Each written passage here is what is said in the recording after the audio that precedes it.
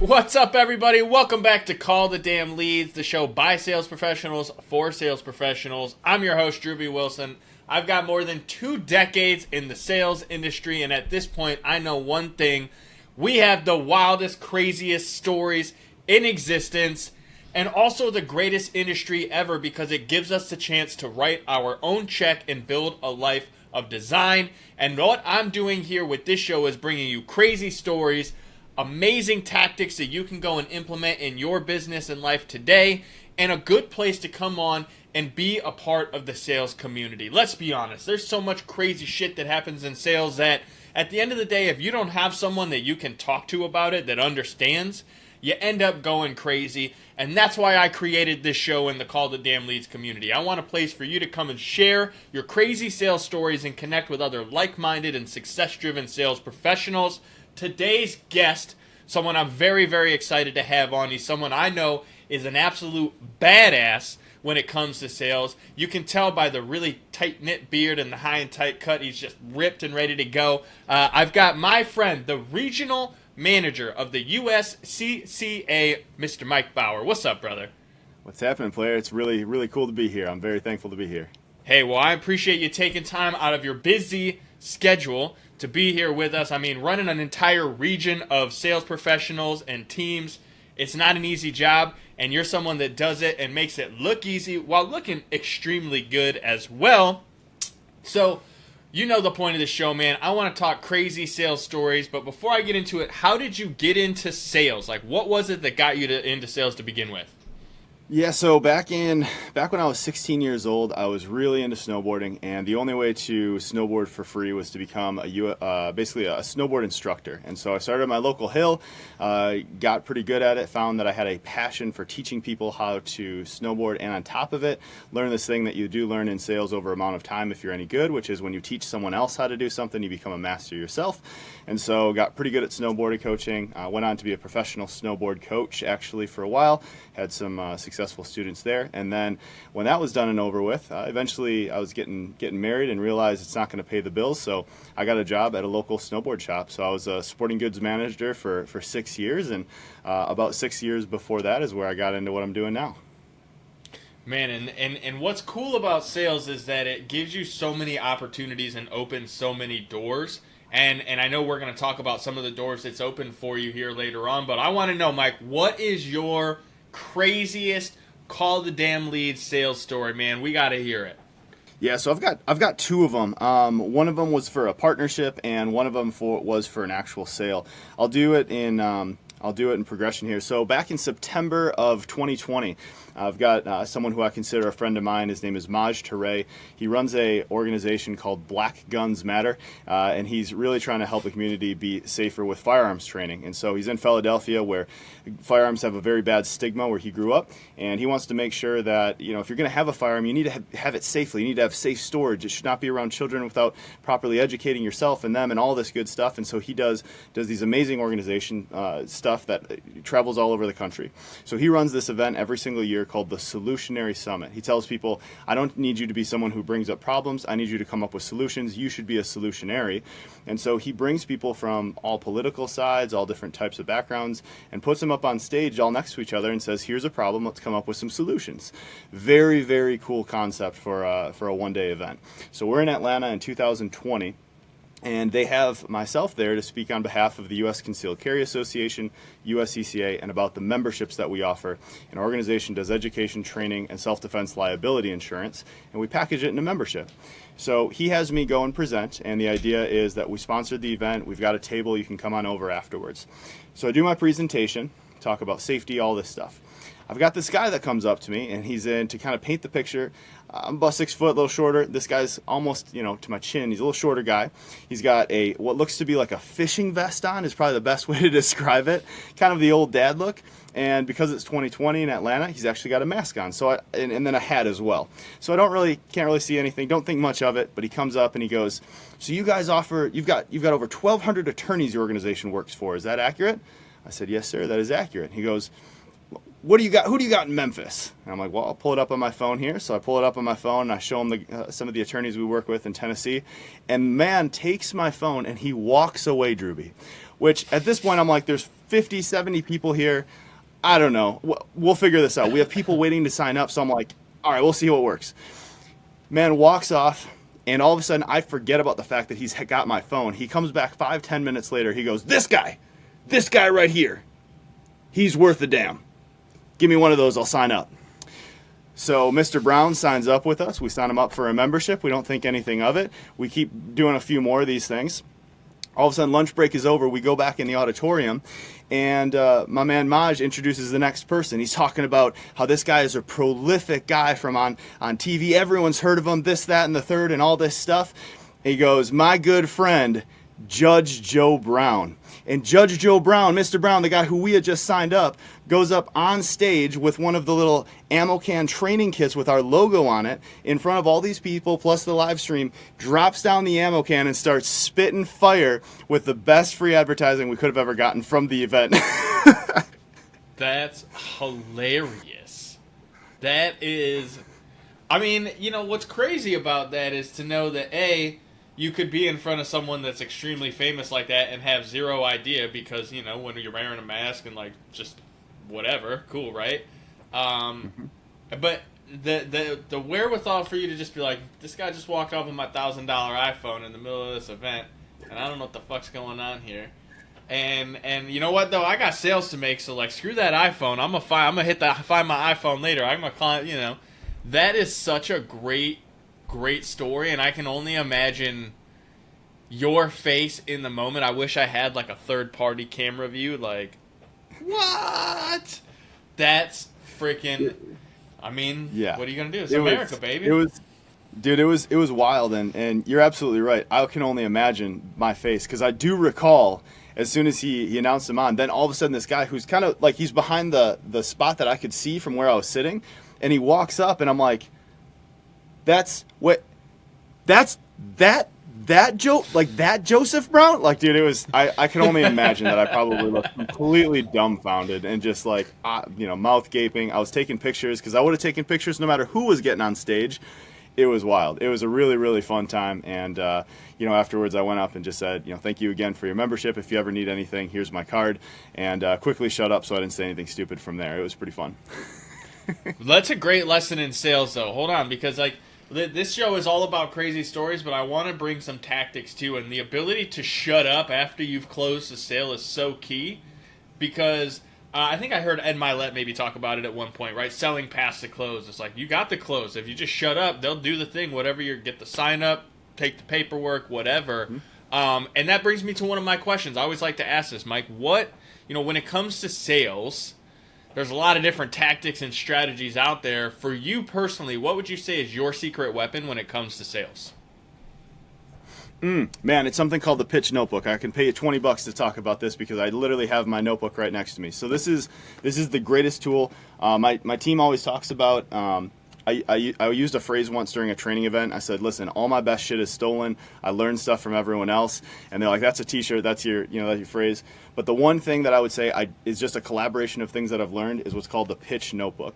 And so there's two things that you need to have in sales, in my opinion, outside of the confidence, empathy, all that stuff. You need to build up yourself. But you can build it right here with this notebook. It's any old notebook, and what you do is you want to take that notebook and you crack it open right in the middle. We have 3 new sales guys who graduated today. I taught this to them. So in the middle of this notebook, what you want to do is you open it up, and every time you have a sales call, any objections or questions that you get, I want you to put that in this notebook. Now, afterwards, I don't actually want you to go back. If you had like a fire response, it worked. All right, write that down. But I don't need you to go back and do what you're probably thinking, which is I need to come up with the right answer for this right away, because we want to emotionally detach from that situation. So you know what it's like when you're brand new in sales. Someone asks you a question, and you think that they're like going to attack you, and really they just want a question answered. So I want you to write this down. Then afterwards, whether it's the next day, that night, don't care. Now you write down your 3 to less sentence response, clear, concise, confident. And now I want you to memorize that so you can just say it without even thinking about it. So that's number 1 in the middle. Number 2 in the middle, though, is I also want you to put down any sort of subject matter expert things that is unique to your industry.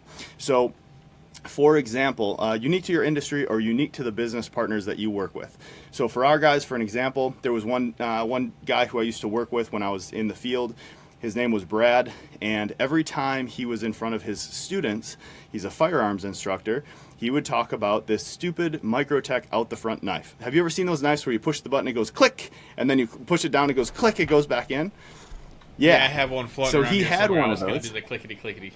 Yeah, so imagine that sound. You've heard that, chick, chick, chick, all right? So every time I'm in my class, we're talking about our membership that we have. And I was talking to people would always say, is this just for firearms owners? And we said, no, this is for all types of self-defense. And I would say, so my guy Joe over here, or Joe, I'm still thinking of Judge Joe Brown over here. My guy Brad over here, our instructor, I'm like, so if Brad can't defend himself with whatever he's got, what's the first thing he's going to grab? And everyone heard him right next to me go, chick, and he heard that Microtech go up that he had talked about 15 times during that class. And so the reason why I talk about that is any industry that you are in, you're going to have common subject matter expert one-liners you're going to learn in that industry, or you're going to work with people that you want to have some information that you can just throw out there and makes you look like more of a subject matter expert. And so that's going to go in the middle of your notebook. Common questions, the answers to them, subject matter expert stuff. Now you're probably wondering, Mike, that's the middle of your notebook. You need something in the front. What's the front for? And I thank you for asking that subliminally. So here's what it is. Every single person who's in sales has gotten kicked in the teeth.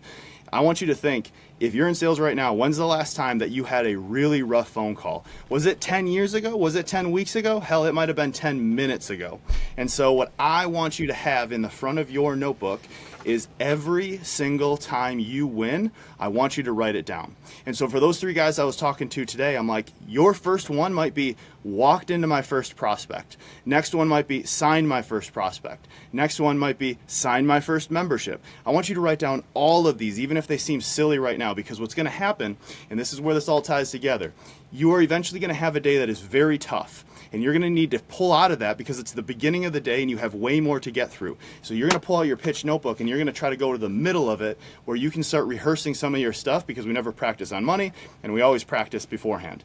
What will happen is you will go and grab that notebook when you're in the middle of a huge confidence ding and you'll start flipping through, and what do you think you're going to start seeing? You're going to see 15, 16, 17 pages of stacked up wins that is going to build up your confidence and go, you know what?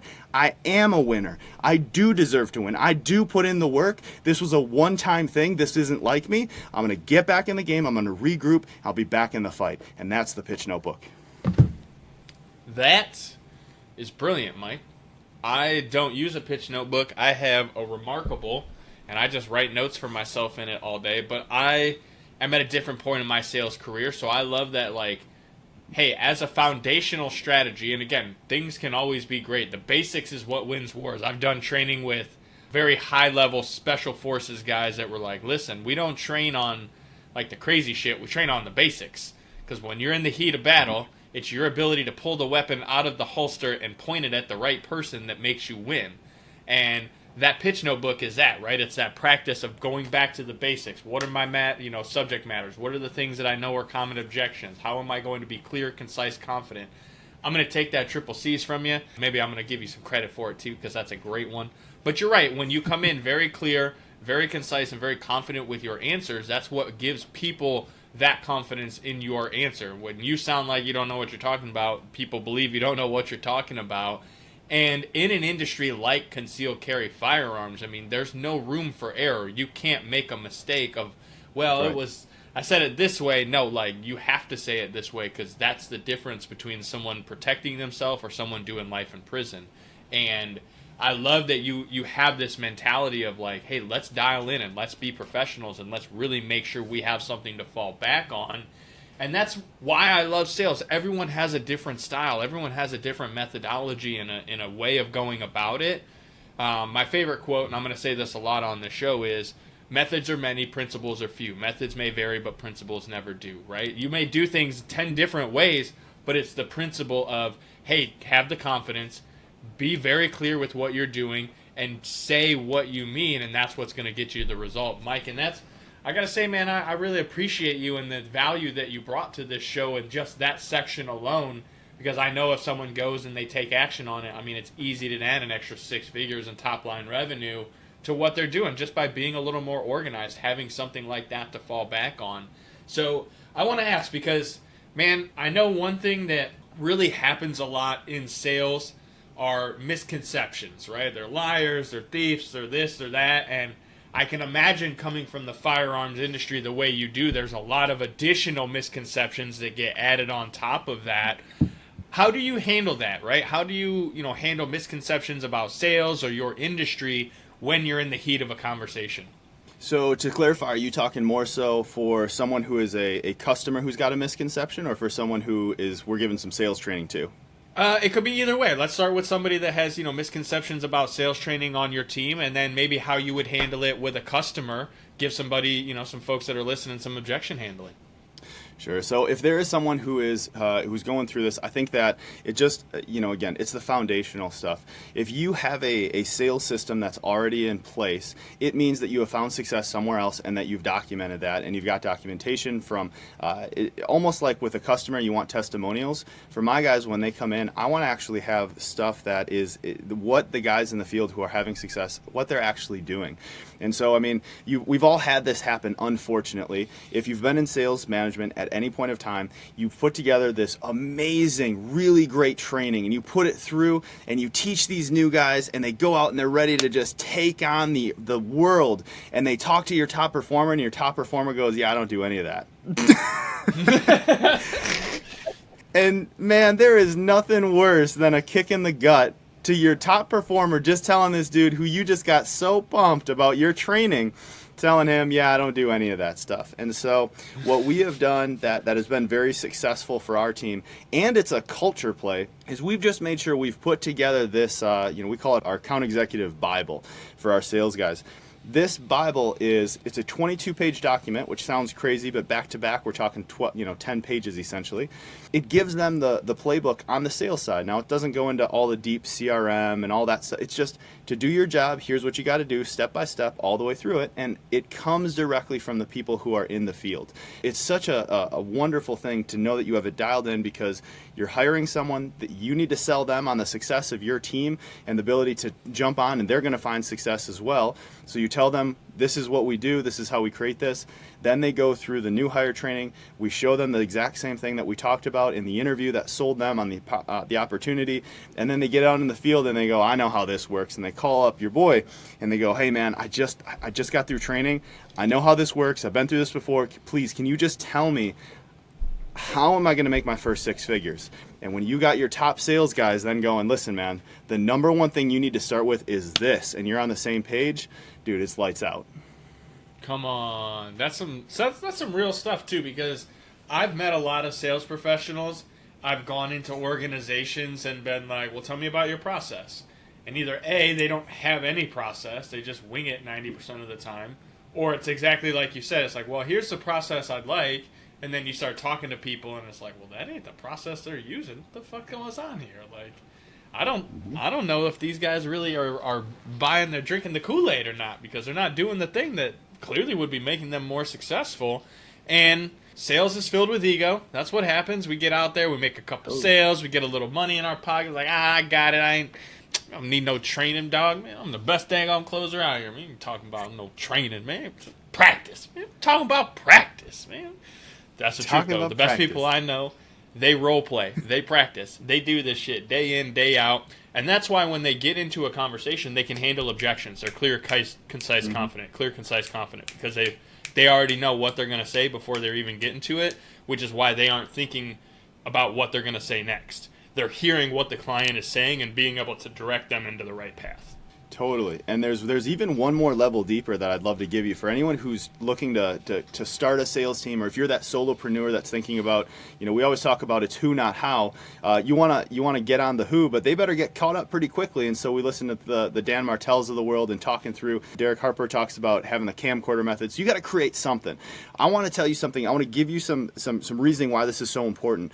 So you're already bought into your systems. And the reason why you close at 50+% is it's because it's your business. you put it together, you have that belief, and so you need to give that belief to someone else. And you talked about it, you're absolutely right. People, when they interview, they are immediately confident in their previous successes that they have, but the problem is they are confident in themselves, but they don't have the competence of your business. And so what happens is they get on this interview and they're like, put me in, coach, I don't need any training, let's go, pass the rock, right? We all see that. We put them through a little bit of sales training, but then they start learning, they get the competence of your business, they start learning a little bit, but what happens? Their confidence plummets because they go, oh, you got this CRM, I got to do that. Oh, if I'm driving, I got to do modus mileage and make sure that I do that appropriately, and expenses, and I got to do this. Dude, I just want to sell. And the problem is their confidence takes a massive, massive hit. It's a nosedive to the bottom. It's the lowest it'll ever be. And then you know what we do, Drewbie? We hand them off to some cold leads. And the problem with that is so obvious. When their confidence is at the lowest, we just let them go off on their own. And if we don't have a process in place, we are leaving them at the most vulnerable. And then we wonder why people aren't successful. But once they get past, all of our guys who have made it successful within 3 months, they stick around. So that must just be the key. Anyone who can make it 3 months, they must be good. Everyone else sucked. What if maybe your process just sucks, and maybe the 50% of the other ones that dropped off, if you would have given them a little bit more direction and guidance on how to get somewhere and not made them feel insignificant about, well, I don't want to ask a question, I might feel dumb because I just said that I was this really cool sales guy. Give them a little bit of a help through those processes that they've forgotten because your training is like, it's so long or whatever, or just like not well put together. Now they have the confidence to follow step by step. They can go to some of your top performers if you have those, and they just follow the process. And then all of a sudden, 3 months in, they're ramped up. They're making some money. They got their confidence. They have the belief in your product. And again, now it's a wrap. You're ready to rock. Boom, man. That's probably 6 to 7 figures worth of game right there for any small business owner or entrepreneur that's paying attention, because that's the truth. Your belief in your system and what you do is what makes it so powerful. And a lot of sales professionals, they come in and they have no fucking clue. They don't know. They're just trying to make a couple bucks and not be broke, man. That's the only belief they have is like, hey, if I don't make a sale, I'm going to be broke. And I love the idea of being able to create that system, hand it off to somebody, and know that if they call anyone in the organization, I'm going to tell you exactly what's on that piece of paper in front of you, dog. I don't know why you're calling me. Did you do the thing on the paper yet? Because, if you haven't done that, that's the first fucking step. Just do what's in the microwave directions, dog. Step 1, call the damn leads. Step 2, hey, sir, this is John calling from the USCCR. I'd like to speak to you about your firearms registration today. That ain't rocket appliances, dog. Just get at it. But most people skip those simple steps, Mike, and I appreciate you really laying the clarity on that, because whether you're a seasoned vet or you're brand new to the game, it is those basics that allows you to win. And going back and having that repeatable process, and to scale a team, everyone has to follow that same process. So, man, I really do appreciate you. This has been one of my favorite episodes. It's very, very tactical, just like you in the firearms industry. That makes sense, right? Kind of a word play there. But also, the story that you brought was pretty incredible to know that, you were just going above and beyond. You were serving and really doing the right thing. And it allowed you to meet someone very, very incredibly famous who I know you've been able to build a relationship with and all kinds of cool stuff. So, Mike, if people want to know more about the USCCR or how to find out, anything about that, what's the best way to find them? Yeah, man, you can go on uscca.com. We got all the stuff for our organization. If you're looking for me, best way to do it is just on social media, on Facebook or otherwise. Look up Mike F. Bauer. That's me. If he doesn't have a good beard, it's probably not me. Hey, the beard is really stand out. I gotta say, it looks good. I don't know if I want to grow mine that long. I don't know if I'm ready for that, but yours looks real nice, man. And as I said, it's been a pleasure getting to know you, getting to see you succeed in your spot, in your sales role, leading. You have how many reps on your team at this point now?